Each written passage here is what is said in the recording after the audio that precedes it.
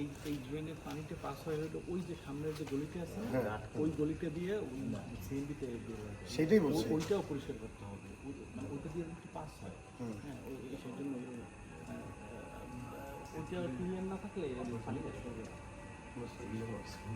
আমরা কালকে কথা বলবো না, আমরা যে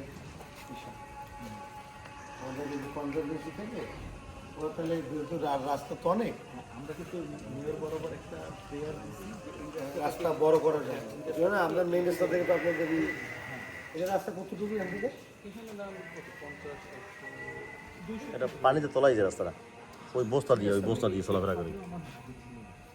এই রাস্তা উঁচু করার পরে হয়েছে।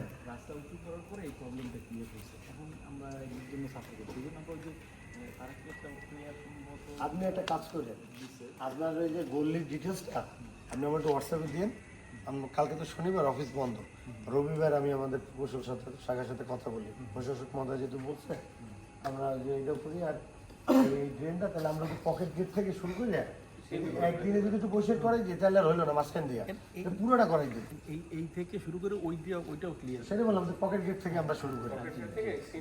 হ্যাঁ, 2 দিন লাগুক 3 দিন লাগুক সমস্যা নেই, মানে একদিনে আমি শর্টকাটে করলাম, কারণ আপনার এই স্ল্যাবগুলো উঠেই তো আমার সময় লাগে। জি জি বুঝলেন না, কাজ করলে কাজের মতো। হ্যাঁ, না ঠিক